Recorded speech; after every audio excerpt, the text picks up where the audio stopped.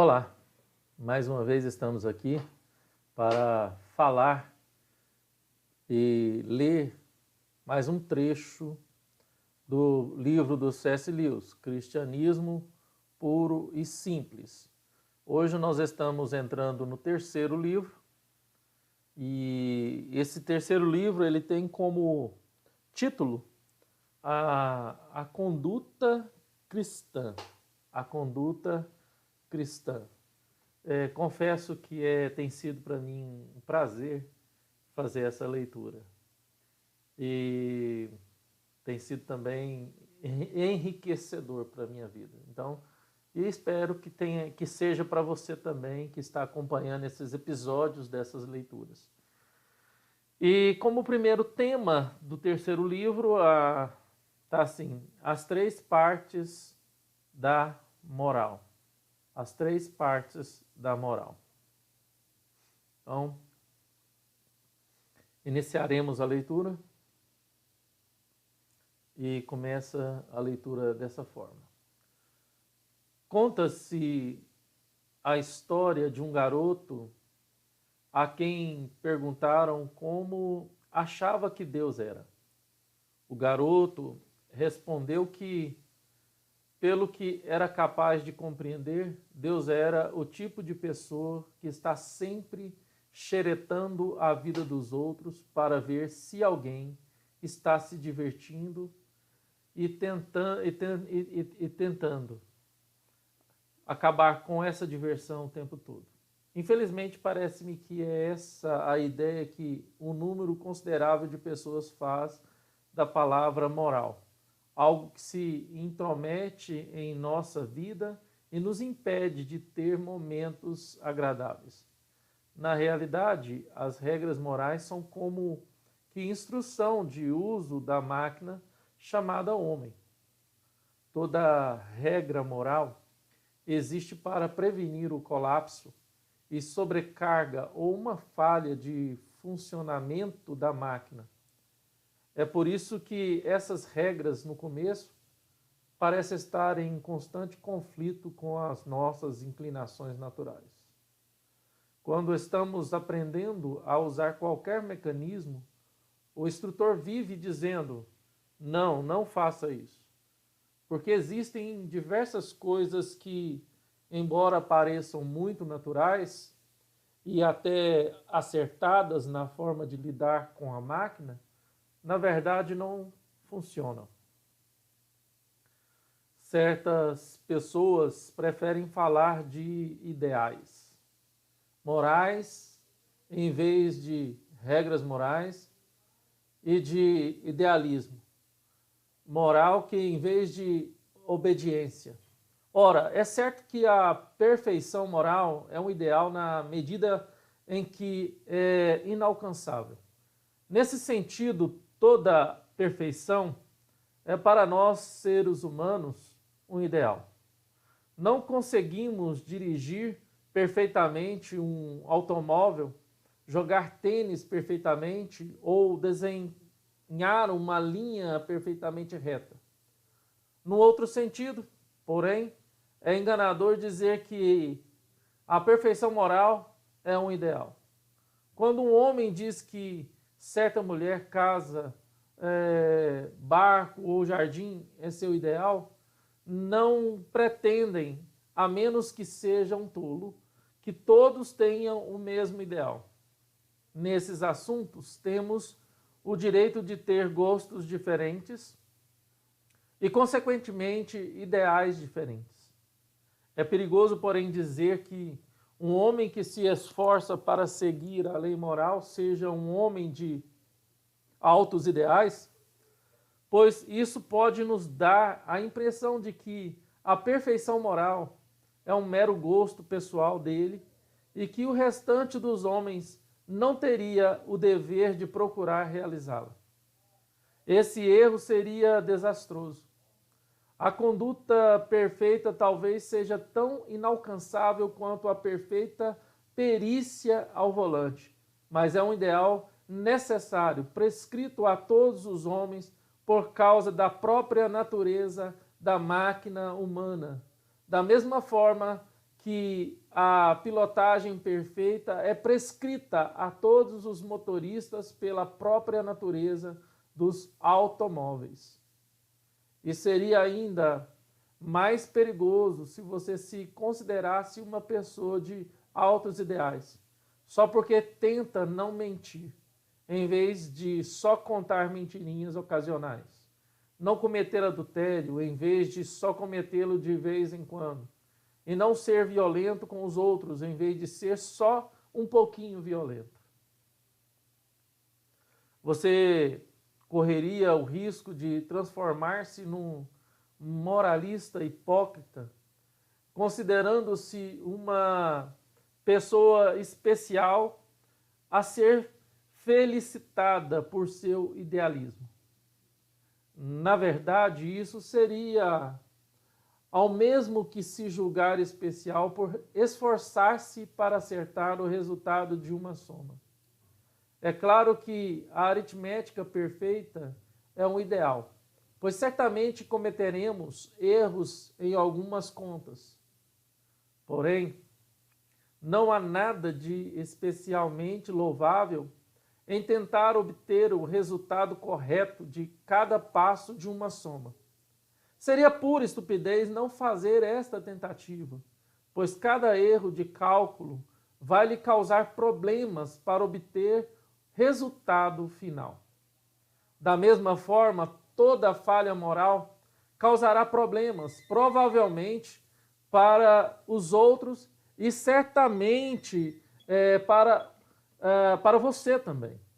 Ao falar de regras e obediência em vez de ideais e idealismo, colaboramos muito para nos lembrar desse fato. Vamos dar um passo além. Existem duas maneiras pelas quais a máquina humana pode quebrar. Uma delas é quando os indivíduos humanos se afastam uns dos outros ou colidem uns com os outros e prejudicam uns aos outros, traindo ou cometendo violência uns com os outros. A outra é quando as coisas vão mal dentro do próprio indivíduo. Quando as diferentes partes que o compõem, suas faculdades, desejos e etc., dissociam-se ou conflitam uma com as outras. Pode-se fazer uma imagem clara do que estou falando se imaginarmos os seres humanos como uma frota de navios que navega em formação. A viagem só será bem-sucedida se, em primeiro lugar, os navios não se chocarem entre si e não entrarem uns no caminho dos outros. E, em segundo lugar, se cada navio estiver em boas condições de navegação, com as suas máquinas em ordem. Aliás, não dá para ter uma das coisas sem a outra. Se os navios se chocarem, a frota não ficará em boas condições por muito tempo. Por outro lado, se os lemes estiverem com defeito, será difícil evitar as colisões. Se você preferir, pense na humanidade como uma orquestra que toca uma música. Para se ter um bom resultado, duas coisas são necessárias. Primeiro, cada um dos instrumentos deve estar afinado e cada músico deve tocar um momento certo para que os instrumentos combinem entre si. Há uma coisa, porém, que ainda não levamos em conta. Não nos perguntamos qual o destino da frota ou qual a música que a banda pretende tocar. Mesmo que os instrumentos, que é o segundo ponto, mesmo que os instrumentos estivessem todos afinados e todos tocassem no tempo correto, a execução não seria um sucesso se os músicos, tendo sido contratados para tocar a música dançante, tocassem somente marchas fúnebres. E por isso, melhor que fosse a navegação da frota, a viagem não seria um sucesso, se querendo chegar a Nova York, aportar-se em Calcutá. A moral, então, parece englobar 3 fatores. O primeiro é a conduta leal e a harmonia entre os indivíduos. O segundo pode ser chamado de organização ou harmonização das coisas dentro de cada indivíduo. O terceiro é o objetivo geral da vida humana como um todo. Qual a razão de ser do homem? Qual o destino da frota de navios? Qual a música o maestro quer que a banda toca? Ou que a banda toque? Você já deve ter notado que o homem moderno quase sempre pensa no primeiro desses fatores, esquecendo os outros 2. Quando as pessoas dizem nos jornais que estamos buscando um padrão moral cristão, quase sempre pensam na bondade e na justiça entre as nações, classes e indivíduos. Ou seja, referem-se apenas ao primeiro fator. Quando um homem, falando de um projeto seu, diz que ele não pode estar errado, pois não fará mal a ninguém, também está se referindo somente ao primeiro fator. No seu modo de pensar, não importa como o navio está por dentro, desde que não colida com a embarcação ao lado. E quando começamos a pensar sobre a moral, é muito natural partirmos do primeiro fator, que são as relações sociais. Para começar, os resultados de uma moralidade deturpada nesta esfera muito evidentes e que nos afetam todos os dias. A guerra, a miséria, as jornadas desumanas de trabalho, as mentiras e todos os tipos de trabalho mal feito. Além disso, quando ficamos circunstados a este fator, a moralidade, por exemplo, quase todos os povos de todos os tempos chegaram à conclusão, em tese, de que os seres humanos devem ser honestos, gentis e solícitos uns com os outros. Contudo, embora seja natural começar por aí, um pensamento moral que ficasse restrito a isso seria o mesmo que nada. Se não passarmos ao segundo fator, a organização interna de cada ser humano, estaremos apenas nos enganando. De que vale dar instruções precisas de navegação aos barcos se eles não passam de embarcações velhas e enferrujadas que não obedecem aos comandos? De que vale pôr no papel regras de conduta social se sabermos que, na verdade, nossa cobiça, covardia, destempero e vaidade vão nos impedir de cumpri-las? Não quero de maneira alguma dizer que não devemos pensar e nos esforçar para melhorar nosso sistema social e econômico. Quero apenas salientar que todo esse planejamento não passará de conversa fiada se não nos dermos conta de que só a coragem e o altruísmo dos indivíduos poderá fazer com que o sistema funcione de maneira apropriada. Seria fácil eliminar os tipos particulares de fraude e tirania que subsistem em nosso sistema atual. Mas enquanto os homens forem os mesmos trapaceiros e manda-chuvas de sempre, encontrarão novas formas de seguir jogando o mesmo jogo, mesmo no novo sistema. É impossível tornar o homem bom pela força da lei. E sem homens bons, não pode haver uma boa sociedade. É por isso que temos de começar a pensar no segundo fator, a moral dentro de cada indivíduo. Eu tentei aumentar a rapidez da leitura e quase atropelei tudo há pouco instante, mas diminuí aqui a rapidez. Voltei para uma leitura mais lenta. Mas não penso que isso seja suficiente. Estamos chegando a um ponto da questão em que diferentes crenças a respeito do universo produzem formas diferentes de conduta. À primeira vista, pode parecer bastante razoável para, antes de entrar nessa questão, e só nos ocuparmos das partes da moral que são de consenso entre as pessoas sensatas.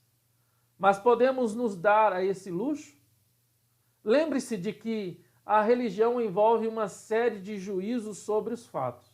Juízos que podem ser verdadeiros ou falsos. Caso sejam verdadeiros, as conclusões deles tiradas conduzem a frota da raça humana por um determinado trajeto. Caso contrário, o destino será completamente diferente. Voltemos, por exemplo, à pessoa que diz que uma coisa não pode estar errada se não faz mal a outros seres humanos. Pois bem, essa pessoa sabe muito bem que não deve danificar os outros navios do comboio. Porém, pensa sinceramente que tudo o que fizer em seu próprio navio é da sua própria conta.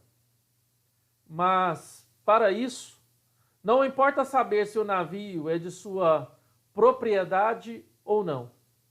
Não importa saber se eu sou, por assim dizer, o senhorio do meu próprio corpo ou se sou somente o seu inquilino, responsável perante o verdadeiro proprietário? Se fui feito por outra pessoa, por alguém que tem os seus próprios desígnios, o fato é que tenho uma série de obrigações em relação a essa pessoa, obrigações que não insistiram e se eu simplesmente pertencesse a mim mesmo. Além disso, o cristianismo assevera que todo indivíduo humano viverá eternamente e que pode ser verdadeiro ou falso. Há várias coisas com as quais eu não me preocuparia se fosse viver apenas 70 anos, mas que me preocupa seriamente com a perspectiva da vida eterna. Talvez minha irritabilidade ou meu ciúme fiquem piores com o tempo, de forma tão gradual que a mudança seja imperceptível ao longo de 7 décadas. No entanto, eles serão um verdadeiro inferno em 1 milhão de anos. Aliás, se o cristianismo é verídico, inferno é o termo técnico exato para designar como as coisas serão então. A imortalidade ou a imortalidade também traz à tona outras diferenças, ou outra diferença que, inclusive, está ligada à diferença entre totalitarismo e a democracia. Se um homem não vive mais que 70 anos, um Estado, uma nação ou uma civilização que pode durar 1000 anos são mais importantes do que ele. Porém, se o cristianismo é verdadeiro, o indivíduo não é apenas mais importante, mas incomparavelmente mais importante, pois sua vida não tem fim. Comparada à sua vida, a duração de um estado ou civilização não passa de um simples instante. É assim que nós podemos pensar e analisar, porque na verdade parece-nos, portanto, que para pensar a respeito da moral, temos de levar em conta os 3 departamentos. As relações entre os homens, que é o primeiro, as coisas que se passam no interior de cada ser humano, que é o segundo, e as relações entre o homem e o poder que o criou, que é o terceiro. Podemos todos cooperar no primeiro. Os desacordos começam com o segundo e se tornam mais sérios no terceiro. E é no trato com o último que se evidenciam as principais diferenças entre cristãos e não cristãos. no restante deste livro, assumirei o ponto de vista cristão e examinarei todo o cenário partindo do pressuposto da verdade do cristianismo. Então, terminamos mais uma parte, ou mais uma sessão, mais um tema da leitura de hoje. E até o próximo episódio, e Deus abençoe a todos.